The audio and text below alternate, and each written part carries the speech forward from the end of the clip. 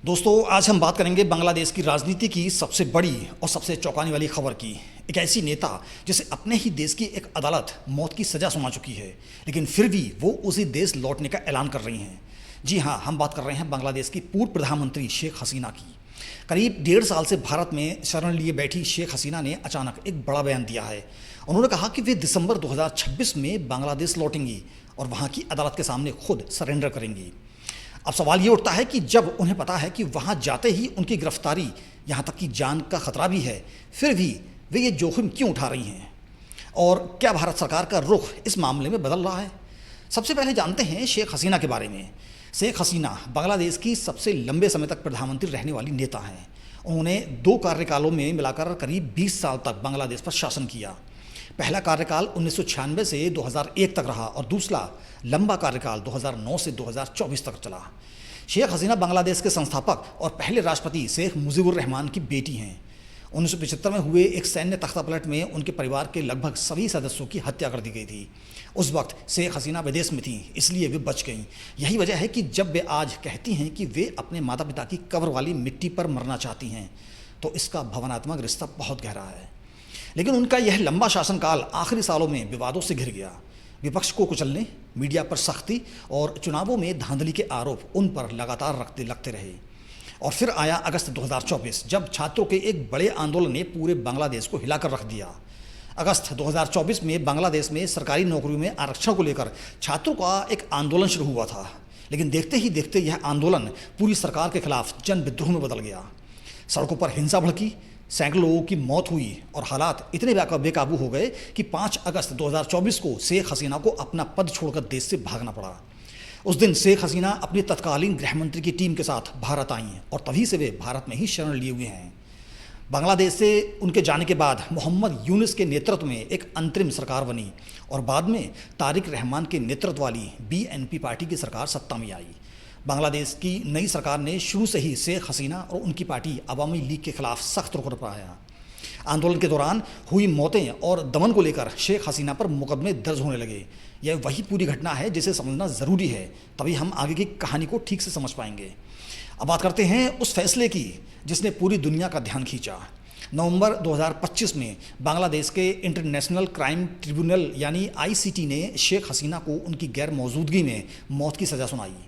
यह सज़ा 2024 के छात्र आंदोलन के दौरान हुए दमन और लोगों की मौतों से जुड़े मामलों में सुनाई गई।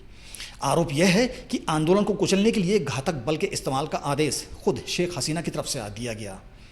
यह समझना ज़रूरी है कि यह सज़ा उनकी अनुपस्थिति में सुनाई गई है। शेख हसीना ने अदालत में पेश होकर अपना पक्ष नहीं रखा क्योंकि वे भारत में हैं और बांग्लादेश सरकार की मांग के बावजूद उनका प्रत्यर्पण अब तक नहीं हुआ है। अब आंकड़ों की बात करें तो शेख हसीना और उनकी सरकार से जुड़े लोगों पर कुल मिलाकर करीब 1785 मामले दर्ज हैं। हालांकि अभी तक सिर्फ 106 मामलों में चार्जशीट दाखिल हो पाई है, जिनमें से 31 मामले सीधी हत्या से जुड़े हैं। इन मामलों में अवामी लीग के करीब 128 नेताओं और कार्यकर्ताओं को पहले ही गिरफ्तार किया जा चुका है। इसके अलावा बांग्लादेश विद्रोह से जुड़े करीब 450 शिकायतें इंटरनेशनल कोर्ट ऑफ जस्टिस तक भी पहुंची थीं, जिनमें से 45 मामले वहां भी दर्ज हुए थे। हालांकि ध्यान देने वाली बात यह है कि ये सारे मामले सिर्फ शेख हसीना के खिलाफ नहीं हैं, कुछ उनकी पार्टी के अन्य नेताओं और कुछ प्रशासन में रहे अफसरों के खिलाफ भी दर्ज हुए हैं। शेख हसीना ने अपने ऊपर लगे इन तमाम आरोपों को पूरी तरह खारिज किया है, लेकिन बांग्लादेशी कानून के मुताबिक अगर वे देश लौटती हैं तो मौजूदा फैसले के आधार पर उनकी फांसी की सज़ा तय मानी जा रही है। हालांकि ये अगर अदालत उनका पक्ष सुनने को राज़ी होती है तो सज़ा में कुछ राहत मिलने का भी गुंजाइश बताई जा रही है। अब आते हैं इस पूरी कहानी के सबसे दिलचस्प मोड़ पर। मौत की सज़ा सुनाए जाने के बावजूद शेख हसीना ने न्यूज़ एजेंसी रॉयटर्स को दिए एक ख़ास टेलीफोनिक इंटरव्यू में बड़ा ऐलान किया।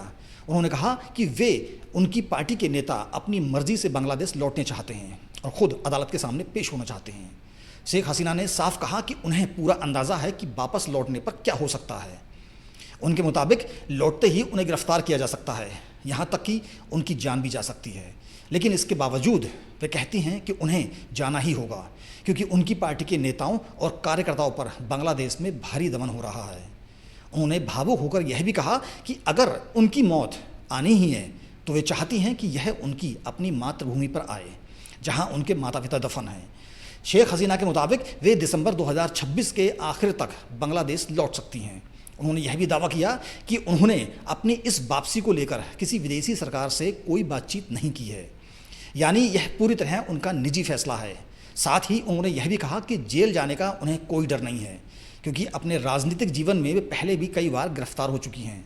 उन्होंने यह तर्क भी दिया कि इतने लंबे समय तक सत्ता में रहने वाली किसी भी सरकार से कुछ गलतियां हो जाती हैं। अब सवाल ये है कि आखिर एक ऐसी नेता जिसे मौत की सज़ा मिल चुकी है, वो खुद अपनी मर्जी से उसी देश क्यों लौटना चाहती है? इसे समझने के लिए हमें कुछ एंगल देखने होंगे। पहला एंगल है राजनीतिक। शेख हसीना की पार्टी अवामी लीग बांग्लादेश की सबसे पुरानी और बड़ी पार्टियों में से एक है। पार्टी के हज़ारों कार्यकर्ता और नेता इस वक्त बांग्लादेश में मुकदमों का सामना कर रहे हैं, गिरफ्तारियां हो रही हैं। ऐसे में शेख हसीना का मानना है कि अगर वे खुद लौटकर अदालत का सामना करती हैं तो यह उनके समर्थकों और कार्यकर्ताओं के लिए एक तरह का मनोबल बढ़ाने वाला कदम होगा। यानी यह एक राजनीतिक संदेश भी है कि वे अपने लोगों को अकेला छोड़ना नहीं चाहते। दूसरा एंगल है छवि और विरासत का। शेख हसीना अपने पिता शेख मुजीबुर रहमान की तरह ही एक बड़ी राजनीतिक विरासत की वारिस हैं। भारत में शरणार्थी की तरह बाकी ज़िंदगी बिताना या भागकर जान बचाना, यह उनकी अब तक की छवि से मेल नहीं खाता। लौटकर अदालत का सामना करना, चाहे नतीजा जो भी हो, इसे वे शायद एक तरह की राजनीतिक गरिमा और साहस के प्रदर्शन के तौर पर देख रही हैं। तीसरा और सबसे अहम एंगल है दबाव का। बांग्लादेश की मौजूदा सरकार लगातार भारत पर शेख हसीना के प्रत्यर्पण के लिए दबाव बना रही है। ढाका से भारत को कई बार पत्र भी भेजे जा चुके हैं। ऐसे हालात में शेख हसीना के सामने विकल्प सीमित होते जा रहे हैं। हो सकता है कि वे यह मान रही हों कि देर सवेर उन्हें वापस भेजा ही जाएगा, तो बेहतर है कि वे खुद अपनी शर्तों पर अपनी मर्जी से लौटें, ना कि प्रत्यर्पण की प्रक्रिया के तहत मजबूरन भेजी जाएं। चौथा एंगल है कानूनी। शेख हसीना और उनके समर्थकों का तर्क है कि उन्हें उनकी गैर मौजूदगी में सज़ा सुनाई गई, यानी उन्हें अपना पक्ष रखने का मौका ही नहीं मिला। अगर वे खुद अदालत में पेश होती हैं तो शायद उन्हें अपनी बात रखने और सज़ा में राहत पाने का एक मौका मिल सकता है। बांग्लादेशी कानून विशेषज्ञों के मुताबिक अगर आरोपी खुद पेश होकर अपना पक्ष रखे तो अदालत के रुख में कुछ नरमी की गुंजाइश बनती है। अब सबसे बड़ा सवाल जिसकी वजह से यह पूरी कहानी और दिलचस्प हो जाती है, वो है भारत का रुख। बांग्लादेश की मोहम्मद यूनुस की अंतरिम सरकार और अब तारिक रहमान की अगुवाई वाली बीएनपी सरकार, दोनों ही लगातार भारत से शेख हसीना के प्रत्यर्पण की मांग करती रही हैं। भारत के विदेश मंत्रालय के प्रवक्ता रणधीर जायसवाल पहले ही यह स्पष्ट कर चुके हैं कि भारत बांग्लादेश के प्रत्यर्पण अनुरोध पर विचार कर रहा है। यानी अब तक भारत ने इस अनुरोध को ना तो पूरी तरह खारिज किया है और ना ही स्वीकार किया है। भारत ने अप्रैल 2026 में भी यही कहा था कि वह इस पूरे मामले की समीक्षा कर रहा है। यहाँ ध्यान देने वाली बात यह है कि भारत और बांग्लादेश के बीच प्रत्यर्पण संधि मौजूद है, लेकिन इसमें कुछ अपवाद भी हैं, खासकर तब जब मामला राजनीतिक प्रकृति का माना जाए। भारत की रणनीतिक स्थिति भी जटिल है। एक तरफ बांग्लादेश की मौजूदा सरकार से रिश्ते बनाए रखना ज़रूरी है, तो दूसरी तरफ शेख हसीना जैसे लंबे समय तक भारत की सहयोगी रही नेता को सीधे प्रत्यर्पित कर देना भारत की कूटनीतिक साख के लिहाज से एक संवेदनशील फैसला है। अब जब शेख हसीना ने खुद ही दिसंबर में स्वेच्छा से लौटने का ऐलान कर दिया है तो यह भारत सरकार के लिए एक तरह से राहत की स्थिति बन सकती है। अगर हसीना खुद ही लौट जाती हैं तो भारत को औपचारिक प्रत्यर्पण जैसे कड़े और विवादास्पद फैसले से बचने का मौका मिल सकता है। हालांकि अभी तक ना तो भारत सरकार की ओर से और ना ही बांग्लादेश सरकार की ओर से शेख हसीना के इस दावे पर कोई आधिकारिक प्रतिक्रिया आई है। यानी फिलहाल यह पूरी तरह शेख हसीना का अपना बयान है, जिसकी पुष्टि किसी सरकारी स्तर से नहीं हुई है। तो दोस्तों, कुल मिलाकर स्थिति ये है कि शेख हसीना पर मौत की सज़ा का फैसला आ चुका है। बांग्लादेश लगातार उनके प्रत्यर्पण पर जोर दे रहा है और भारत अभी तक इस मामले में स्पष्ट फैसला नहीं ले पाया है। ऐसे में शेख हसीना का यह ऐलान कि वे खुद दिसंबर में लौटेंगी कई सवाल खड़े करता है। क्या यह सच में उनका आत्मविश्वास है कि अदालत में वे अपना पक्ष सही तरीके से रख पाएंगी, या फिर यह एक राजनीतिक दांव है ताकि उनकी पार्टी और कार्यकर्ताओं का मनोबल बढ़ा रहे, या फिर हालात ऐसे बन चुके हैं कि उनके पास इसके अलावा कोई रास्ता ही नहीं बचा? आने वाले महीनों में यह साफ होगा कि क्या शेख हसीना वाकई दिसंबर में बांग्लादेश लौटती हैं, भारत का आधिकारिक रुख क्या रहता है, और अगर वे लौटती हैं तो अदालत में उनके साथ किस तरह का व्यवहार होता है। यह पूरा घटनाक्रम न सिर्फ बांग्लादेश की आंतरिक राजनीति के लिए बल्कि भारत बांग्लादेश रिश्तों के लिए, भविष्य के लिए भी बेहद अहम है। तो यह थी आज की पूरी कहानी। शेख हसीना को मौत की सज़ा उनके स्वदेश लौटने के फैसले और भारत की स्थिति।